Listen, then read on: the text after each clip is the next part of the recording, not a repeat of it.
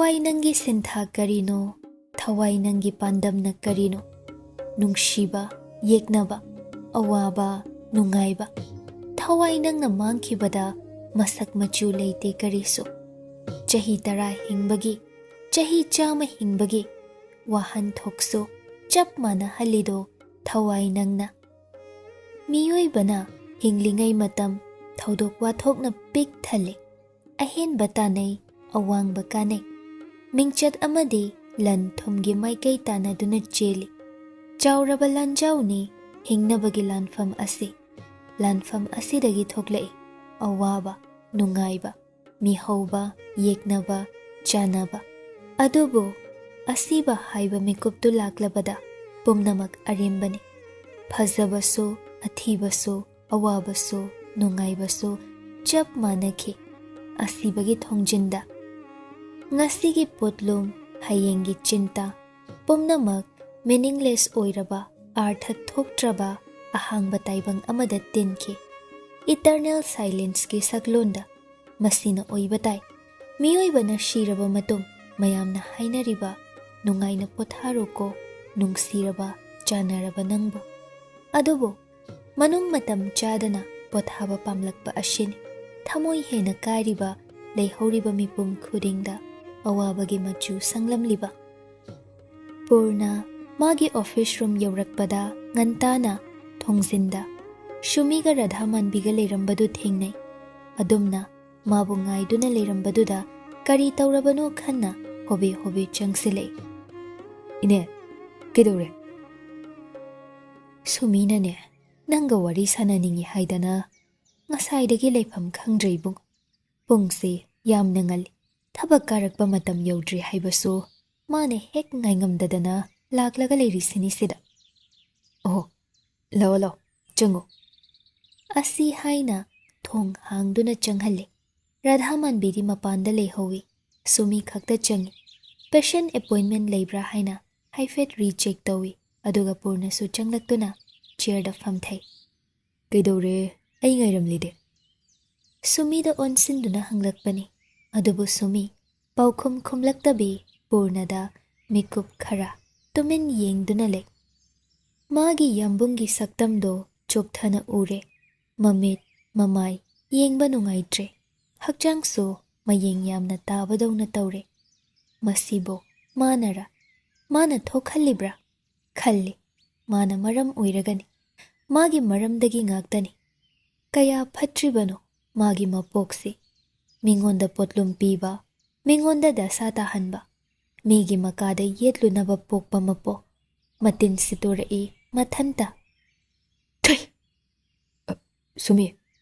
इहे कैदौरगी मिनंबो पूर्णना हंगलई माइथोंदा करीगुंबा अमा हैनदबगी ममी तारगा तिन सेलकपदुदा वखल अमा तौरे हाइबसी अदुम खंगलबनी तपना अमुक हंगी कैदौरगे ऐंगोंदा हाइरोसी सुमी वाखलदो अमा अमदा ताउरुरगा पूर्णरोमदा ओनसिले अमुक्कसु उरई इसोन सोनथरबा चोकथरबा पूर्णगी फिबमदो यंबो हाउ नंग नयांग यम कंगसिले yang कंगबसी थीब्रो थीदे कालेन ओइबगिनिदा अदो ओइरसु येंगबा नुंगाइते ऐसे याम फत्ते अरोइबगी वाहैदुदा पूर्णा ममित अनिदु लुथाने येंगलै करीगुंबा खरा सुमीगी कोक मनुंगदा लेरे अनौबा पोत अमा हानगी नत्तबा हाइना चिंगनबा पोकलै मागी मतौदो मॉनिटर तौबो ओइना हाइनिंगबदो हाइहल्लिंगै हाक सुमीना हाइ अंगांग ओइरिंगैदगी हौजिक फाउबा अदो नंगदि अखोइगी ता खल्लगा लै इचन मचागा फनियाम खतनरसो चिंदा चैना ngangnarasो तुंगदा मागी ता खल्ली इमासीगसो बाबुंगसो लोइनमक यंबो नंगसे अइना यामुन्ना खंगी नंगी थमोइदो अइ मुन्ना खंगी अदो अइना हंगनिंगबा वा अमदि ले करी वानो कैगिनो नंगना वारगा वाइ हाइद्रिबा सुमी नंगी अदोगी नतौदुनने मी खुदिंग इलाप इलाप लापथोखल्लिसे नंगी नतौ मुन्ना खंगदबा मीनदी नंगबु याम लाना उबिगनी याम्बो मियोइबा इखोइसे अवा नुंगाई हाइदोकनारगा लिनारगा लेनरिबा मरी चेतबनी नंगदी सुखाई हाइदे मसिना हयेंवाई तुंगदा नंगी कना लेहौरोई खनबदा आई कपनिंगे सुमी मपी तारके तवी वारीदो अदोमदा सारकपदुदा पूर्णा खरंगाई हाइमा अदुगिबु नंगना वारीदुबु कैगिनो आइगे मी सुक्याम लेरिसिदे नंगसु लेरिदना याम्बो ताई हायो नंगना नुंगाइना लेबदो आई पामे आई असुक्याम नुंगाइना लेरिसिदे आइगे पुंसिसे नंगोंदा येलुचु हाइदना ईश्वर माना सेमलगा थारकलब्रा खंगदे अदुम येले इसाना खंगदना इने सिरेनुना एंगोंदा थीना थीना ngangबदो चुमलम ngangफम थोइ सुमे मियोइबै खोइसि अमना अमगी मपान तांगलगा हिंगनै मियोइबै खोइ खक नते लेंगलि पालिबा जीव पुंगनमक असेसुनि मशिदि नेचरगी खुदसने हौना सानि ऐशु नंगिना पांदांग नंगसु ऐगे पांदांग अमना अमगी असिदा कैगिनो नंगना वारिबा संसार सिदा हिंगमिन्नसे हाइरदि मपान तांगनबा ताई नत्रदि कमाइन हिंगबा ngमगनि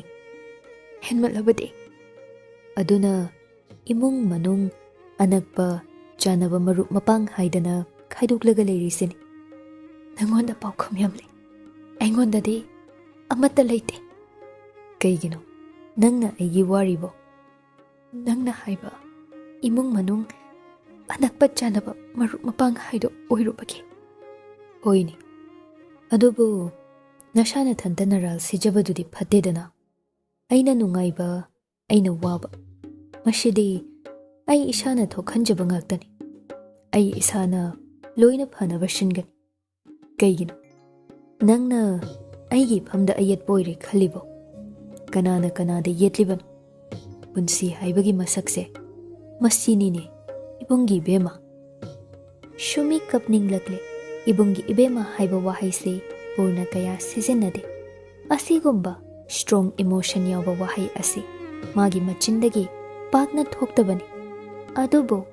तांगना अमुक मुक पलकपसिदि कपनिंगबा फावहल्ली मागी कना लेत्रबा मिकुप्ता अवाबना पनखै यौरबा मिकुप्ता सोंथरबा मिकुप कयादा वाहाइशिना पांगल ओइखिबनी ऐगिदमा कनागुंबा अमा लेरिको लेपलिको हाइबगी आसादा आशा असि ngasiदी मैरी ओलकले ngasiदी वाहाइशि ताबदा अकीबा पोकलकले हेना हेना मराल लेरबगुम मागिदमक असुक वाबिरिबा असुक यामना होटनाबिरिबा मिसक असि माना हेक मरम ओइदुना फिबम चादबा पुंसी अमदा चिंगसिले खंदुना माना मरम ओइरगनी माना थोखनबा ngakतनि नुंगाई हनखिबा मिकुप्ति कदाई अमत्ता याउदे येतलुबा नीरुबा ngaruba ngakta असुक यामना तोनबा पुंसी खल्ली ईश्वर नहाकना मपोक असिदा पीरिबा चैना पुंबसिबो करंबा इरालगी दंदीनो ऐशिबो पापना योमदुना ताइबंग असिदा लाक्लब्रा कयाम वाटली चैना मखल सुगदौबा पीगदौबा वादी ngang असुम तुमिना मंगोंदा येंगदुना लेबदुदा पूर्णना कौरई सुमे कौरिबदु खुमलकते अमुक्कशु कौई सुमे ताई कदौरे मंगिदे अइना खनबा वा अमले हायुदना इनमसिदो वाहाइशि हाइबदा खनाउ फुंगलई कपनिंगलै अदुबु तिन योथादुना अमुक्का हाइरई इनमसिदो आई उनबा ngamदौ मानद्रि याम्बो माना आइबो याम वारुरमगनि हेसे आई माबु उनरगा मागी मखोंग सोकना खुरुमलगा आई लानख्रे इनमसि आइबो ngakpiyu यामना हाइनिंगी अदुबु आई ngammoy आई उनबा ngamgadauba मानद्रि याम्बो नंगना खरा हाइबिyu नंगदि वा ngangba याम हाइबनि मीबु थेंबा हैब नंगना खरा हायो आई हमना लानख्रेना हायो कईगिनो अदुगुम्बा वखल खल्लिबा सुमी नंगबु कनाना लाले हाइगेने नंगी नमसिना अदुगुम्बा वखल खनबसु लेते नंग थाजदब्रा आइना हाइरिसे आई पुरकी हयेंग नंगी नाक्ता सोइदना पुरकी मादे नंगा उनहंदे चाक इसिंग सिनबगी वाफाव मंगोंदा हाइदे हाइबगी ऐंगोंदा थवैना साउरिबनिने सिदबु माना नंगोंदा करिगी लाना खन्नी सुमी पूर्णबो मपीना पिक थल्लबा ममित अनीदुना येंगी पुंसिसिना हेक ताइबक सिदा खोंदारकपदगी कनामतना आइबु पामदे यंबु आइगी बाबानाशु आइबु पामदे इंथोए मरी मता सागैना तै पुमनमकना पामदे इंथोए अदुबु पाबुंग थेंगनबा मेकुपता आइगी पुंसिसे सकलोनमा ओइखिबनी चही खरा तांग खरा नखोई इमुंगदुदा लेबदा ऐंगोंदा फंखिबा मिनुंगसिदो आई लमनी अमना दिसिंगिंग नोइगिदमक करिगुम्बा खरा पांथोके दुम खनबने कईगिनो आइना लेना सिना नारिसिबो लेना सिना आइबु याम ओले आई काक नतना नखोई मयामसु लोइना ओले फरकलसिदि तपना तपना फरकनी से अनाबा हेक फबगा अवाबा पुंबसु कोदो नंगबु फरकबनी अखोई मयामसिना पामलिबा ngairibasisu adumaina wakhal ahenba khalaga kapladi kamain doni kapayade pido dai those inamsido aibu ngakpiyo hayo haigi horen yum hanbada haigi yambo nang nung aina leyo ai yam nungaina leiri yesumi babong no yam nungsi imasisu ijan machasu yam nungsi yambo नंगशु ऐना याम नुंगसी ऐ खंगी ऐ लोइना खंगी ऐ नोई कनाम तने येनिंगदे ऐ पोथानिंगे वारे सुमाइना कयाम कुइना लेदोइनो कयाम कुइना नोइदे येतोइनो ऐगी पुंसिसिबु करिनो ऐ वारे यामबो ऐ पोथानिंगे नंगना ngasi ऐगोंदा हाइरिबा वाहि मयामसे पाबुंगदो लेरमलदे माना ताबदा माबु नुगाइरमगद्रनि सुमे वाहि असि तानबा नंगबु इचानी हाइना पुरखिबदि ओइरमलोइ नंगबु पाबुंग नुंगसि हाइबदाइनि अदुगा करिगिनो येतपा हाइबा वाहिमा सुम सेजनरिसिबो आइगे नाबसे उंदा फाल आइबु पोथालो आइ सुमाइ लेनिंगदि यामबो आइबु उंदा पोथालो आई पोथानिंगे आई अम्मू आई है पुंसी से आई अम्मू आई है अम्मू आई नाम से फालो सुमी इहे ओंथोकपनी दको सुमी का हेना कपलबदुददे पूर्ण होगलक्तुना मनाक्ता चंगसिले अदोमना चंगसिलक्पगा सुमी चेयर अदुदगी कुंथरक्तुना पूर्णगी मखोंग सोकलगा खुरुमी आई लाले अम्बो नंग आइबु साउगनुको आइगी पुंसिसिना मथोंग खंगदबा ओइरुबना नंगबुसु याम वहल आई याम लाले आई से याम फत्ते आई लाले अम्बो आइबु साउगनुको पूर्ण इंगक ngakre adumna tawrakani di khaludabane prap non tharakduna sumibu hogatpinaba hotnai adubu yade sumi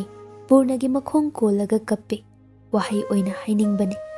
याम्बुंग नंगदे आइगी खनबदा नंगी इमुंग कायरे नंगदे आइगी होटनबदा बदनाम चारे मिपुम खुदिंगी मिवांगांग नफम ओइरे मिकुप असि यौरा फावबा करिगिनो नंगना आइबु थादोक्ट्रिबा नंग आइबु थादोकपा ngamdrabra mayam pumnamakna inthokpa ngamlaga nangna karigi ngamdriba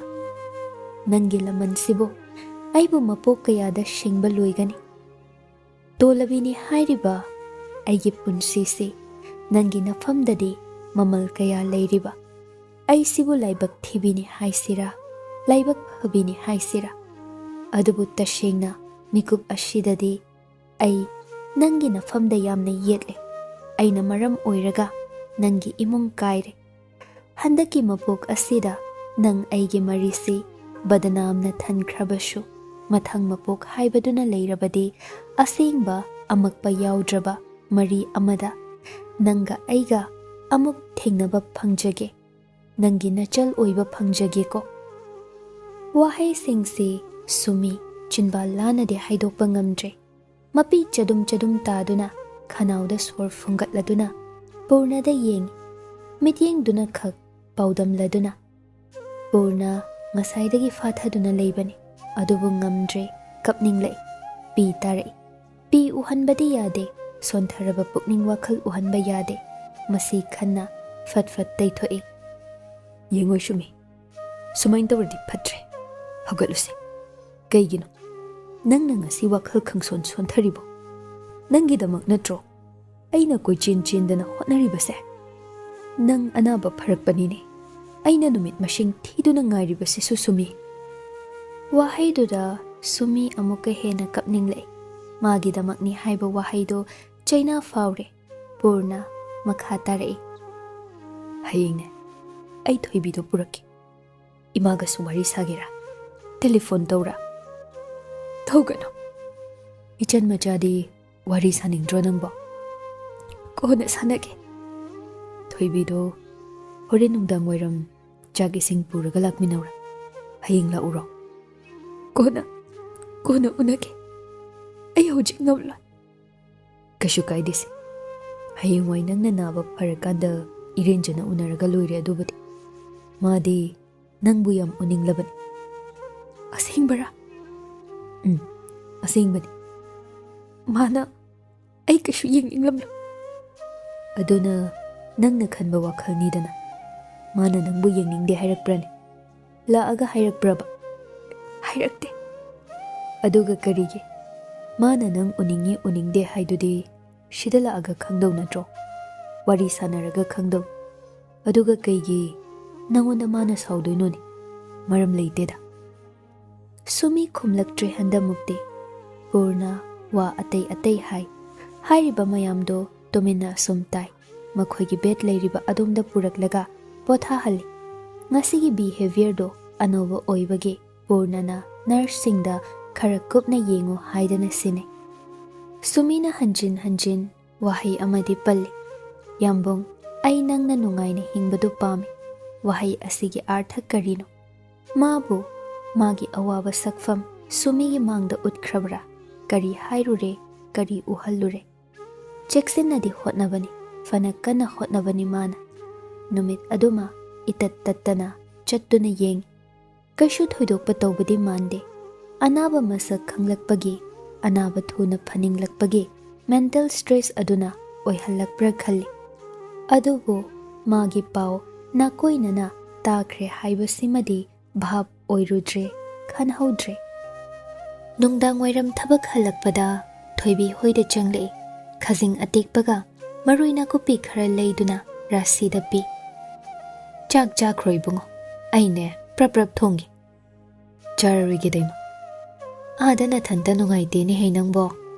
ꯉꯁꯤꯗꯣ ꯏꯕꯦꯝꯃꯁꯦ ꯄꯨꯈ꯭ꯔꯣ ꯍꯥꯏꯗꯧꯗꯣ ꯅꯨꯃꯤꯠ ꯐꯠꯇꯕ ꯍꯌꯦꯡ ꯒ꯭ꯌꯥꯟ ꯇꯥꯅ ꯆꯠꯂꯣ ꯍꯥꯏꯔꯕꯅꯤ ꯑꯩꯅꯁꯨ ꯃꯥꯅꯕꯨ ꯀꯔꯤ ꯍꯥꯏꯔꯤꯒꯦ ꯀꯩꯁꯨ ꯍꯥꯏꯗꯦ ꯍꯣꯏꯁꯨ ꯍꯥꯏꯔꯛꯇꯦ ꯇꯜꯂꯦꯁꯨ ꯍꯥꯏꯗꯦ ꯑꯗꯨꯕꯨ ꯆꯠꯇꯤ ꯆꯠꯅꯤꯡꯂꯕꯅꯤꯗ ꯃꯥꯁꯨꯅꯦ ꯁꯠ ꯍꯦꯛꯇ ꯍꯥꯏꯗꯣꯛꯄ ꯉꯝꯗ꯭ꯔꯤꯕꯅꯤ ꯏꯀꯥꯏꯖꯗꯅ ꯑꯩ ꯋꯥꯔꯤ ꯑꯃꯨꯛꯇ ꯁꯥꯈꯤꯒꯦ ꯁꯥꯎ ꯏꯔꯦꯟꯖꯅ ꯍꯥꯏꯅꯧ ꯒ꯭ꯌꯥꯟ ꯇꯥꯅ ꯄꯨꯔꯅ ꯊꯣꯏꯕꯤꯒꯤ ꯃꯅꯥꯛꯇ ꯆꯪꯂꯛꯏ ꯊꯣꯏꯕꯤꯁꯨ ꯆꯤꯌꯔ ꯊꯥꯡꯗꯣꯔꯛꯇꯨꯅ ꯊꯥꯏ ꯑꯗꯨꯒ ꯃꯥꯅ ꯐꯃꯨꯡ ꯃꯆꯤꯗꯨꯗ ꯐꯝꯃꯤ ꯄꯨꯔꯅ ꯊꯥꯡꯗꯣꯔꯛꯂꯤꯕ ꯆꯤꯌꯔꯗꯨꯗ ꯐꯝꯗꯦ ꯆꯪꯁꯤꯜꯂꯛꯇꯨꯅ ꯊꯣꯏꯕꯤꯒꯤ ꯃꯅꯥꯛꯇ ꯐꯝꯂꯦ ꯅꯤꯡꯉꯣꯜ ꯀꯥꯁꯦ ꯂꯩꯕ ꯅꯨꯡꯉꯥꯏꯕ꯭ꯔꯣ ꯅꯨꯡꯉꯥꯏ ꯑꯩꯒꯤ ꯀꯥꯅꯤ ꯊꯣꯏꯕꯤ ꯍꯥꯏꯐꯦꯠ ꯄꯨꯔꯅꯗ ꯌꯦꯡꯂꯛꯏ ꯋꯥꯍꯪ ꯈꯔꯗꯤ ꯍꯪꯅꯤꯡꯂꯤ ꯆꯥꯛꯇꯤ ꯃꯇꯝ ꯅꯥꯏꯅ ꯆꯥꯔꯤꯕ꯭ꯔꯥ ꯌꯨꯝꯗ ꯊꯣꯡꯕ ꯉꯝꯗꯗꯅ ꯍꯣꯇꯦꯜꯗ ꯑꯣꯏꯅ ꯆꯥꯕ꯭ꯔꯥ ꯃꯌꯦꯡ ꯈꯔ ꯇꯥꯔꯦ ꯁꯪꯈꯥ ꯅꯪꯕꯨ ꯆꯔꯥ ꯍꯦꯟꯕ ꯌꯥꯎꯔꯕ꯭ꯔꯥ ꯊꯕꯛ ꯆꯠꯄꯒꯤ ꯐꯤꯔꯣꯜ ꯐꯤꯁꯨ ꯐꯤꯖꯥꯝ ꯀꯝꯗꯧꯅ ꯍꯣꯠꯅꯔꯤ ꯑꯁꯤ ꯈꯟꯅ ꯁꯦꯠꯂꯤꯕ ꯐꯨꯔꯤꯠ ꯈꯣꯡꯒ꯭ꯔꯥꯎꯗꯨꯗ ꯑꯃꯨꯛ ꯌꯦꯡꯉꯤ ꯋꯥꯈꯜꯗ ꯈꯟꯕꯇꯅꯤ ꯋꯥꯍꯩ ꯑꯣꯏꯅꯗꯤ ꯍꯥꯏꯗꯣꯔꯛꯇꯦ ꯃꯥ ꯍꯥꯏꯅꯤꯡꯕ ꯄꯣꯛꯇ꯭ꯔꯤ ꯍꯥꯏꯔꯨꯔꯒ ꯊꯃꯣꯏꯒꯤ ꯑꯁꯣꯟꯕ ꯀꯥꯆꯤꯟ ꯑꯃꯗ ꯍꯟꯗꯨꯅ ꯃꯥꯕꯨ ꯈꯨꯗꯨꯝ ꯆꯟꯈꯤꯒꯗ꯭ꯔꯥ ꯄꯥꯈꯠꯂꯤ ꯑꯃꯔꯣꯝꯗ ꯁꯥꯎꯅꯤꯡꯈꯤꯕꯒꯤ ꯃꯅꯤꯜ ꯈꯔ ꯈꯔꯁꯨ ꯂꯩꯔꯤ ꯋꯥꯈꯜ ꯃꯌꯥꯝꯁꯤ ꯈꯜꯂꯤꯉꯩꯗ ꯄꯨꯔꯅꯅ ꯍꯥꯏꯔꯛꯏ ꯑꯩꯕꯨ ꯁꯥꯎꯔꯤꯅꯦ ꯍꯥꯏꯗꯅ ꯇꯨꯝꯕ ꯆꯥꯕ ꯃꯐꯝ ꯈꯪꯗꯕꯗꯤ ꯇꯧꯍꯟꯒꯅꯨꯀꯣ ꯁꯅꯥ ꯆꯥꯛ ꯏꯁꯤꯡ ꯐꯖꯅ ꯆꯥꯎ ꯃꯇꯝ ꯅꯥꯏꯅ ꯇꯨꯝ ꯄꯣꯊꯥꯎ ꯑꯗꯣꯝꯗ ꯅꯪꯒꯤ ꯁꯥꯎꯅꯤꯡꯕꯗꯣ ꯇꯥꯏꯅꯔꯨꯅꯨ ꯑꯩꯉꯣꯟꯗ ꯇꯥꯏꯅꯨ ꯄꯔꯤꯈ꯭ꯌꯥꯁꯨ ꯀꯨꯏꯔꯝꯂꯔꯣꯏ ꯐꯣꯔꯝ ꯐꯤꯜ ꯑꯞ ꯇꯧꯈ꯭ꯔꯕꯅꯤꯅ ꯏꯃꯥꯗꯣ ꯐꯣꯟ ꯇꯧꯔꯛꯑꯝꯃꯤ ꯑꯩ ꯌꯥꯝ ꯀꯨꯏꯅ ꯋꯥꯔꯤ ꯁꯥꯗ꯭ꯔꯦ ꯊꯕꯛ ꯂꯩ ꯍꯥꯏꯖꯤꯜꯂꯒ ꯀꯛꯊꯠꯂꯤ ꯏꯃꯥꯗ ꯑꯣꯏꯗꯕ ꯉꯥꯡꯕꯁꯨ ꯑꯩ ꯉꯝꯒꯗꯧꯕ ꯃꯥꯟꯗꯦ ꯑꯁꯦꯡꯕ ꯍꯥꯏꯔꯨꯔꯒꯅ ꯀꯔꯤ ꯑꯩ ꯈꯪꯗꯦ ꯑꯩꯒ꯭ꯌꯥꯁꯤꯅ ꯑꯩꯕꯨ ꯍꯪꯂꯛꯄ꯭ꯔꯣ ꯀꯞꯅꯤꯡ ꯀꯞꯅꯤꯡ ꯇꯧꯅ ꯊꯣꯏꯕꯤꯅ ꯍꯪꯂꯛꯏ ꯅꯪ ꯄꯥꯏꯍꯜꯂꯛꯑꯣ ꯍꯥꯏꯔꯦ ꯃꯊꯪ ꯊꯥꯗ ꯌꯨꯝ ꯂꯥꯛꯂꯅꯤ ꯅꯪꯒꯤ ꯀꯔꯤ ꯂꯩꯔꯛꯎꯒꯦ ꯍꯪꯒꯦ ꯍꯥꯏꯗꯅ ꯊꯣꯏꯕꯤ ꯐꯤꯖꯤ ꯑꯗꯨ ꯇꯥꯈꯠꯇꯨꯅ ꯃꯤꯠꯄꯥꯟꯗꯒꯤ ꯇꯥꯔꯛꯀꯦ ꯇꯧꯔꯝꯕ ꯄꯤ ꯏꯔꯤꯛ ꯈꯔꯗꯨ ꯇꯩꯊꯣꯛꯏ ꯑꯩꯒ꯭ꯌꯥꯁꯤꯗ ꯀꯩꯝꯇ ꯍꯥꯏꯒꯅꯨꯀꯣ ꯃꯥꯗꯣ ꯇꯥꯔꯗꯤ ꯌꯥꯝ ꯅꯨꯡꯉꯥꯏꯔꯔꯣꯏ ꯑꯁꯤ ꯍꯥꯏꯅ ꯄꯤꯗꯨ ꯑꯃꯨꯛꯀꯁꯨ ꯇꯥꯔꯛꯏ ꯐꯤꯖꯤꯗꯨꯅ ꯄ꯭ꯔꯞ ꯄ꯭ꯔꯞ ꯅꯞꯊꯣꯛꯏ ꯏꯃꯥꯅ ꯉꯁꯤꯗꯤ ꯅꯨꯃꯤꯠ ꯐꯠꯇꯦ ꯍꯥꯏ ꯍꯌꯦꯡ ꯑꯣꯏꯅ ꯌꯨꯝꯗ ꯍꯜꯂꯁꯤ ꯑꯩ ꯅꯪꯒ ꯀꯨꯏꯅ ꯊꯞꯅꯕ ꯉꯝꯂꯣꯏꯌꯦ ꯁꯅꯥ ꯊꯣꯏꯕꯤ ꯈꯨꯝꯂꯛꯇꯦ ꯄꯨꯔꯅ ꯃꯈꯥ ꯇꯥꯔꯛꯏ ꯌꯨꯝ ꯄꯥꯜꯂꯕ ꯃꯇꯨꯡꯁꯤꯗꯗꯤ ꯅꯥꯏꯇꯣꯝ ꯍꯤꯡꯕꯒꯤ ꯍꯩꯅꯕꯤ ꯑꯗꯣ ꯃꯥꯡꯈ꯭ꯔꯦ ꯆꯥꯕ ꯊꯛꯄ ꯇꯨꯝꯕ ꯑꯔꯨꯕ ꯋꯥꯈꯜ ꯈꯟꯕ ꯑꯔꯥꯏꯕ ꯋꯥꯔꯦꯞ ꯂꯧꯕ ꯄꯨꯝꯅꯃꯛ ꯅꯪ ꯌꯥꯎꯔꯕꯅꯤ ꯅꯪꯒ ꯂꯣꯏꯅꯗꯨꯅꯇ ꯂꯩꯔꯕ ꯑꯩꯁꯦ इखंग खंगहौदना इतोमता हुंदोक्लमलबदि माइकई ngau लेफम चाफम खंगथे नुमित थागी खोंफम कायरबगुम संसार से होंबदौना फावहल कयम कुइना असुमना थमगे खल्लिबन आइबु सोमहाइना कुइना लेहनगन ngauदुना चटकदौबा माले आई खलखिगे ngasidi wahai ama khaktai mipum khudingna aingonda naksinba ngamdribagi maramdo nangna hek aingonda ahangba ama adum lei haibadugi maramshu bhab tarakle ahangbada leihandanaba ai hotnarage yari makhai ngamnaba ai hotnarage aingonda ne nangna matam khajikta pi kayam kuina kuiro kuihallaru chaksida chakra nungdangi charoida paukhumduda thoibi purnada amukkasu yingle wahai oinadi hairakte adubo charoi hairaklibado karigino haibagi wahang amada yinglakpa mityeng purna famlambadagi haugalakle ai chalage haying lake purna thokre hek thokhibaga rasi kaduda changle aduga machanupida onsinduna kari hairame haying lake hairame ngasigi wari aduna waruishin tarakbadawna fawhalli fol tadraba irai amada tawruraga apakpa ipak amada amuk tillarabagum anawba ithak achawba imai kibadi poi mathangna amuk karamba nonglei haibagi wakhalda adubu ichil naidana lengdana tungduna leiraba arepa nairaba ipakta tillarabada mikup khuding karamba turbanda thonglagani haibagi nungnangbadi kokle mathangi ayukni kwak yamna khongi kalengi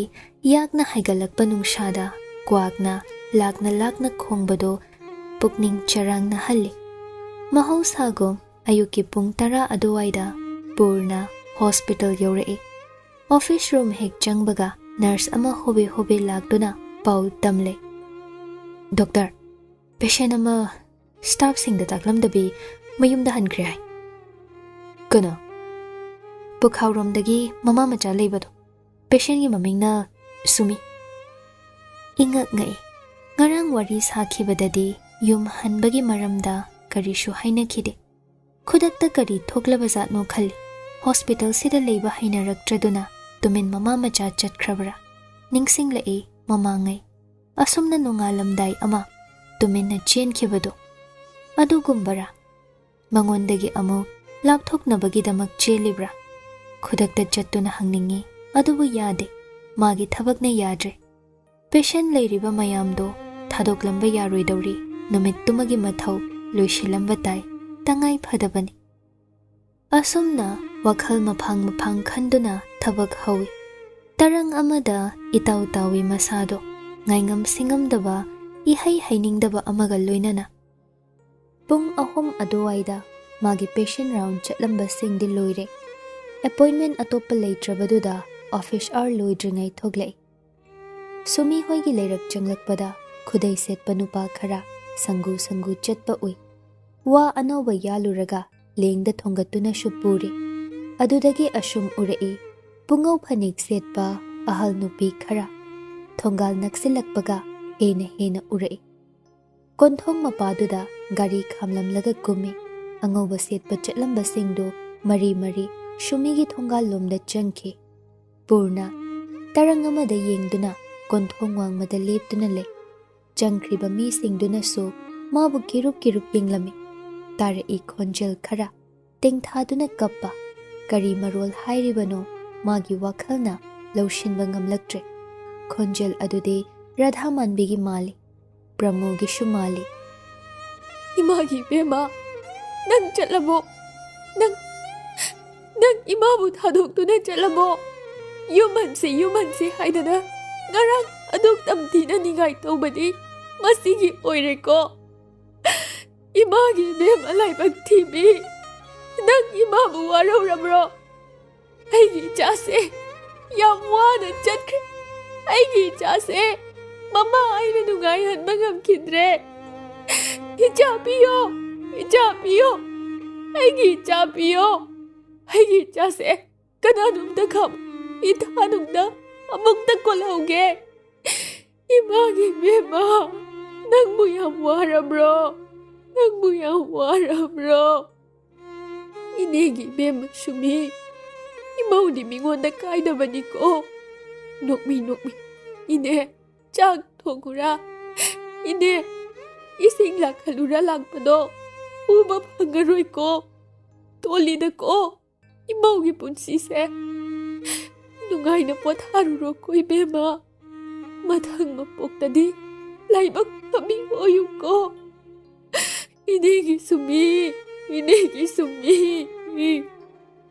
Purna ꯂꯦꯞꯂꯝꯕꯗꯒꯤ ꯆꯪꯂꯛꯂꯦ ꯃꯃꯥꯏ ꯃꯃꯤꯠ ꯕꯪ ꯁꯥꯒꯠꯂꯦ ꯂꯋꯥꯏ ꯂꯦꯝꯐꯨꯗ ꯃꯤꯍꯨꯜ ꯍꯨꯜꯂꯤ ꯁꯣꯔ ꯍꯣꯜꯂꯤꯕ ꯑꯗꯨꯁꯨ ꯊꯥꯖꯤꯟꯗ ꯐꯨꯡꯒꯠꯇꯨꯅ ꯂꯩꯈ꯭ꯔꯦ ꯀꯔꯤꯅꯣ ꯉꯥꯏꯍꯥꯛ ꯑꯗꯨꯗ ꯃꯥꯅ ꯎꯔꯤꯕꯗꯣ ꯚꯥꯞ ꯑꯣꯏꯗ꯭ꯔꯦ ꯃꯁꯥ ꯒ꯭ꯌꯥꯟ ꯑꯃ ꯇꯥꯗ꯭ꯔꯦ ꯊꯣꯛꯂꯝꯂꯤꯕ ꯊꯧꯗꯣꯛꯁꯤꯡꯗꯣ ꯑꯦꯛꯁꯦꯞ ꯇꯧꯕ ꯉꯝꯂꯣꯏꯗꯧꯔꯦ ꯄꯨꯔꯅ ꯎꯕꯗ ꯔꯥꯙꯥ ꯃꯥꯟꯕꯤ ꯑꯃꯨꯛꯀ ꯍꯦꯟꯅ ꯀꯞꯂꯛꯏ 베마 낭기 얌봉 라에 하글 피다 다루 라오네 낭부 이딴따따나 솔람바다이네 낭부 이붕고기 라만 싱시 하이람바다이네 하 아두가 까다이데노 낭나 아이부 이탄다 혼독라가 짤리시모 하글로 낭 얌봉 라에 가우로 라오세 하글로세 낭 얌봉 라에 이분과 아이기 자세 와라말 포타닝 말레네 마마 이부 혼독람레 아이 그만이 고가니 까나 얘기가 아이부 히고가니 헤이 쇼 낭나 아이기 자우 농시나 건신 비우고 ꯄꯨꯔꯅ ꯇꯨꯡꯍꯜꯂꯤ ꯁꯛꯇꯝꯁꯤꯡꯗꯣ ꯃꯥ ꯌꯦꯡꯕ ꯉꯝꯗ꯭ꯔꯦ ꯈꯥꯡꯉꯦꯟꯐꯝꯗ ꯑꯉꯧꯕ ꯐꯤꯅ ꯀꯨꯞꯇꯨꯅ ꯂꯩꯔꯤꯕ ꯍꯛꯆꯥꯡ ꯑꯗꯨꯁꯨ ꯎꯅꯤꯡꯗ꯭ꯔꯦ ꯈꯣꯡꯂꯩ ꯊꯨꯅ ꯄ꯭ꯔꯞ ꯊꯣꯡꯒꯥꯜꯂꯣꯝꯗ ꯊꯣꯛꯂꯛꯏ ꯑꯍꯜ ꯈꯔ ꯉꯥꯡꯅꯍꯧꯔꯤ ꯀꯣꯟꯊꯣꯡ ꯃꯌꯥꯗ ꯀꯃꯥꯏꯅ ꯇꯧꯅ ꯂꯩꯇꯕꯅꯣꯅꯦ ꯂꯧꯔꯤ ꯍꯤꯗꯥꯛ ꯊꯛꯂꯝꯕꯅꯤ ꯍꯥꯏ ꯃꯁꯥ ꯃꯊꯟꯇ ꯁꯤꯖꯕ ꯖꯥꯠꯅꯤꯗ ꯏꯍꯦ ꯑꯣꯟꯊꯣꯛꯏꯗ ꯔꯥꯙꯥ ꯃꯥꯟꯕꯤꯁꯤ ꯉꯥꯎꯔꯅꯤꯕꯣ ꯃꯊꯟꯇ ꯄꯨꯔꯅ ꯌꯥꯝ ꯊꯨꯅ ꯃꯐꯝ ꯑꯗꯨꯗꯒꯤ ꯊꯣꯛꯂꯛꯏ ꯈꯣꯟꯖꯦꯜ ꯑꯃꯠꯇ ꯃꯥꯒꯤ ꯅꯥꯀꯣꯡꯗꯨꯅ ꯇꯥꯅꯤꯡꯉꯛꯇ꯭ꯔꯦ ꯑꯆꯤꯛꯄ ꯃꯐꯝ ꯄꯥꯝꯂꯛꯂꯦ ꯃꯤ ꯃꯁꯛ ꯎꯗꯕ ꯈꯣꯟꯖꯦꯜ ꯑꯃꯠꯇ ꯇꯥꯗꯕ ꯃꯐꯝ ꯒꯥꯔꯤ ꯊꯧꯅꯤ ꯍꯥꯏꯕ ꯐꯥꯎ ꯀꯥꯎꯔꯦ ꯃꯥꯒꯤ ꯈꯥꯝꯂꯤꯕ ꯒꯥꯔꯤꯗꯣ ꯍꯦꯟꯗꯣꯛꯇꯨꯅ ꯈꯣꯡꯅ ꯊꯣꯛꯂꯛꯏ ꯒꯥꯔꯤ ꯂꯩꯍꯧꯔꯦ ꯍꯥꯏꯕ ꯈꯪꯗ꯭ꯔꯕꯅꯤ ꯈꯣꯡꯅ ꯐꯅ ꯁꯥꯡꯅ ꯂꯥꯛꯏ ꯄꯨꯈꯥꯎꯗꯒꯤ ꯁꯒꯣꯜꯃꯥꯡ ꯌꯧꯔꯛꯂꯕꯅꯤ ꯑꯗꯨꯕꯨ ꯃꯥ ꯑꯋꯥꯕ ꯈꯪꯗꯦ ꯍꯨꯃꯥꯡꯅ ꯃꯁꯥꯗꯨ ꯄꯨꯝꯆꯣꯠ ꯆꯣꯠꯂꯤ ꯁꯣꯔ ꯊꯕꯦꯠ ꯊꯕꯦꯠ ꯍꯣꯜꯂꯤ ꯀꯔꯤꯅꯣ ꯉꯁꯤ ꯃꯥꯅ ꯎꯔꯤꯕ ꯃꯌꯥꯝꯁꯤ ꯆꯍꯤ ꯑꯁꯨꯛ ꯀꯨꯏꯅ ꯄꯥꯟꯗꯝ ꯑꯃꯗ ꯅꯤꯡꯗꯨꯅ ꯂꯥꯛꯂꯒ ꯃꯤꯀꯨꯞ ꯑꯃꯗ ꯄꯨꯝꯅꯃꯛ ꯅꯤꯡꯈꯥꯏꯕ ꯃꯥꯒꯤ ꯃꯔꯥꯜ ꯃꯥ ꯂꯥꯜꯂꯕ꯭ꯔꯥ ꯁꯣꯔꯣꯛ ꯃꯌꯥꯏ ꯑꯗꯨꯗ ꯅꯤꯡꯈꯥꯡ ꯐꯝꯊꯈ꯭ꯔꯦ ꯑꯗꯨꯒ ꯃꯀꯣꯛꯇ ꯃꯈꯨꯠ ꯍꯥꯞꯄꯤ ꯁꯨꯃꯤ ꯅꯪꯗꯤ ꯋꯥꯗꯨꯅ ꯃꯌꯥꯝ ꯄꯨꯝꯅꯃꯛꯄꯨ ꯕꯤꯗꯥꯏ ꯇꯧꯔꯝꯂꯕꯣꯏ ꯋꯥꯈꯜ ꯃꯅꯨꯡꯗ ꯄꯣꯝꯕ ꯇꯝꯊꯤꯔꯕ ꯂꯩꯔꯥꯡꯒꯤ ꯃꯍꯨꯅ ꯌꯨꯗꯨꯅ ꯄꯨꯟꯁꯤ ꯂꯩꯃꯟ ꯆꯜꯂꯕꯣꯏ ꯑꯁꯤꯕꯒꯤ ꯃꯊꯥꯅꯨꯡꯗ ꯆꯦꯟꯁꯤꯟꯗꯨꯅ ꯑꯋꯥꯕ ꯄꯨꯝꯕ ꯀꯣꯛꯍꯟꯈ꯭ꯔꯕꯗ ꯑꯍꯥꯡꯕ ꯇꯥꯏꯕꯪꯗ ꯅꯪꯒꯤ ꯄꯣꯊꯥꯐꯝ ꯑꯣꯏꯔꯣꯀꯣ ꯑꯀꯪꯕ ꯁꯤꯡꯒꯦꯜꯅ ꯂꯥꯏꯔꯤꯛꯀꯤ ꯆꯦꯃꯥꯏꯗ ꯀꯨꯝꯖꯥ ꯀꯌꯥ ꯂꯤꯗꯨꯅ ꯃꯄꯣꯞ ꯀꯥꯏꯗ ꯂꯩꯕꯒꯨꯝ ꯆꯩꯅꯥ ꯐꯪꯂꯕ ꯊꯋꯥꯏ ꯑꯗꯣ ꯃꯅꯤꯡ ꯇꯝꯅ ꯄꯣꯊꯥꯕ ꯐꯪꯖꯔꯣꯀꯣ ꯋꯥꯈꯜ ꯂꯩꯀꯣꯜꯗ ꯄꯣꯝꯂꯤꯕꯤ ꯂꯩꯔꯥꯡ ꯑꯃꯟꯕꯤ ꯁꯥꯠꯁꯤ ꯁꯥꯠ ꯉꯝꯗ ꯀꯦꯟꯁꯤ ꯀꯦꯟ ꯉꯝꯗ ꯂꯩꯁꯛ ꯂꯩꯆꯨ ꯃꯥꯡꯂꯦꯗꯣ ꯃꯀꯨꯝ ꯄꯟꯊꯥ ꯈꯪꯗ꯭ꯔꯦꯗꯣ ꯅꯥꯆꯣꯝ ꯁꯦꯝꯁꯤ ꯀꯝꯗꯧꯅ ꯌꯦꯟꯗꯥꯏꯗ ꯍꯥꯞꯁꯤ ꯀꯔꯝꯅ ꯋꯥꯔꯤꯅꯤꯗ ꯁꯤꯡꯒꯦꯜ ꯅꯨꯡꯁꯤꯕꯤ ꯂꯩꯔꯥꯡ ꯅꯪꯕꯨ ꯅꯤꯡꯊꯤꯕꯤ ꯍꯦꯛꯂꯒꯦ ꯀꯪꯂꯕ ꯂꯩꯈꯣꯛꯇꯒꯤ ꯍꯥꯞꯂꯒꯦꯀꯣ ꯑꯔꯤꯕ ꯂꯥꯏꯔꯤꯛꯀꯤ ꯆꯦꯃꯥꯏꯁꯤꯗ ꯇꯨꯝꯗꯨꯅ ꯂꯩꯔꯣ ꯀꯨꯝꯖꯥ ꯀꯌꯥ ꯅꯪꯒꯤ ꯅꯌꯨꯝ ꯑꯣꯏꯗꯨꯅ ꯅꯪꯒꯤ ꯂꯩꯀꯣꯜ